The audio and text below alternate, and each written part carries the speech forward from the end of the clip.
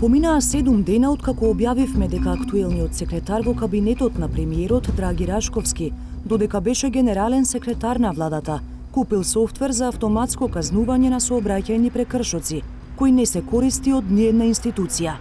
Треба да биде само еден дел од целокупниот SafeCity систем кој што МВР може да биде и треба да биде само еден дел од истиот. Зад тврдењето на Рашковски дека софтверот од 81.000 евра си има намена и не е купен попусто, застанаа премиерот и вице-премиерот за борба против корупција. Чуму ние би правеле софтвер ако немало некоја причина заради МВР. Со документи ќе ви покажеме зошто е набавен софтвер кој што може да се употребува во Министерството за внатрешни работи. Владата денес ќе соопшти детали, факти, аргументи за целокупниот случај. Ветувањето не го даде кој било, но сепак до денеска владата не објави документи кои би покажале каде и како се користи или барем ќе се користи софтверот.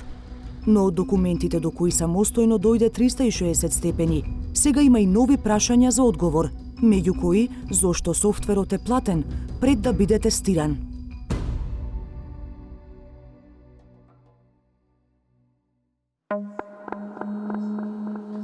Овие неколку пасуси се што објави владата, откако и премиерот и вице-премиерот за борба против корупција ветија докази, факти и аргументи зошто е купен софтвер од 81.000 евра, кој иако е платен пред 8 месеци, никој не го користи.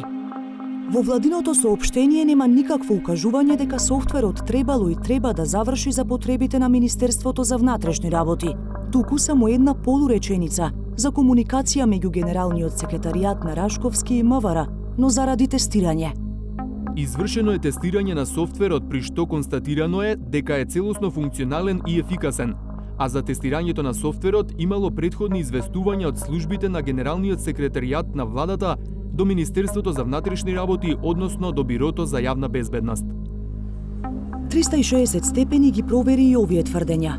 Откривме дека не е вистина утимало известувања, туку само едно известување.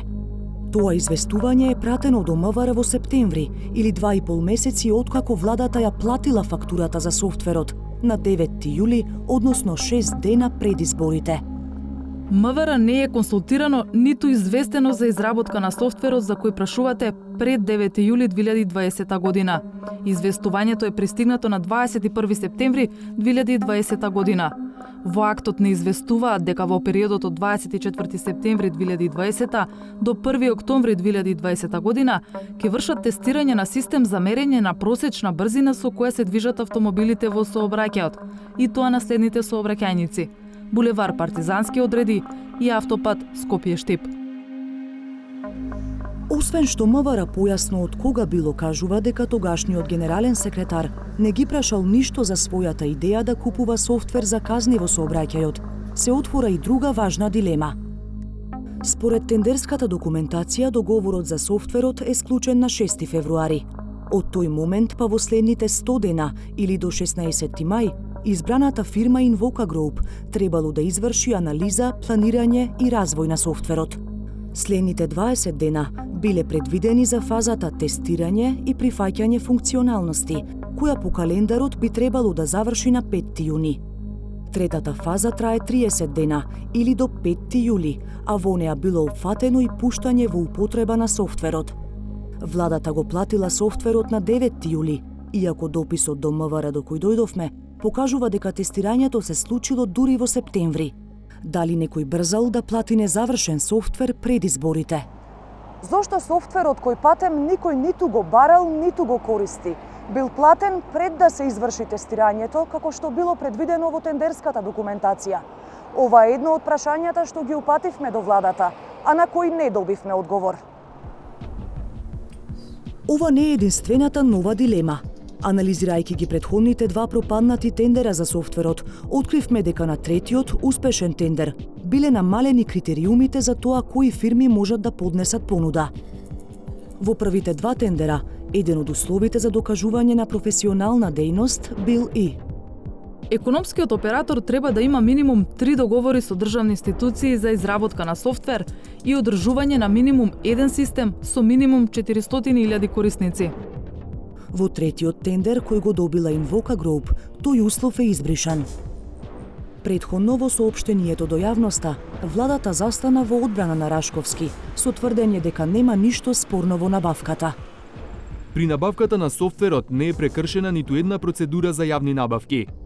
Но Државната комисија за спречување на корупција има поинаков став за случајот.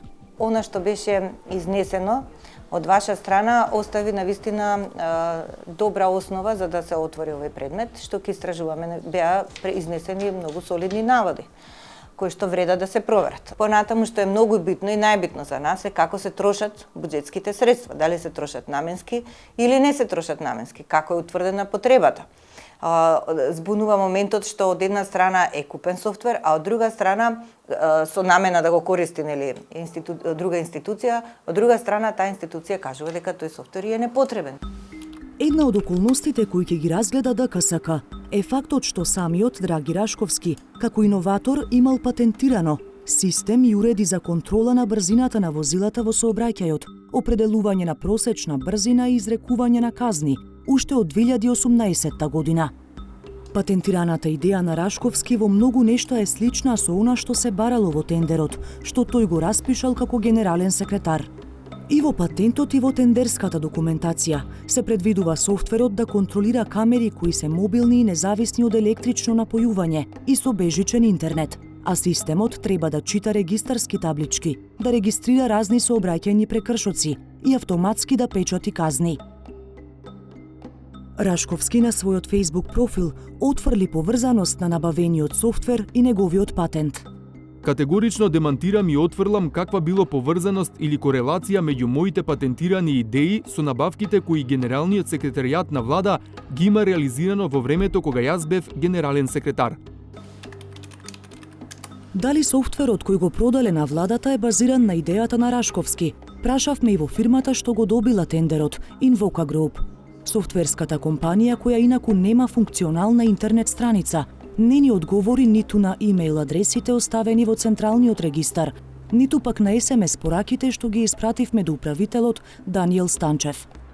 Од владата оценија дека нема конфликт на интерес, но во исто време нагласија дека авторските права не биле критериум на тендерот. Изворот на авторски права никогаш не е и во овој случај не бил критериум при оценувањето на понудите на јавните набавки. Тоа не значи дека некој автор треба да си купи само од себе. Затоа, антикорупционерите ќе се занимаваат и со овој дел од приказната. Ќе провериме што патентирал, а што купил. И како патентот, ако е тој стасал до фирмата. По нашиот закон, службено лице може да остварува приходи од авторски права, нешто што е негов личен труд, тоа не е спорно, значи он може. Меѓутоа, владата си има донесен и свој кодекс на етичко однесување. Таму вика дека секој службено лице треба да ги отстрани сите состојби на судирни интереси и сите сомнежи. Значи, треба малце да се има исав, што би рекле старите, што се прави, како се прави. И дали ќе си продадеш сам на себе. И колку пати треба да ќариш од еден производ.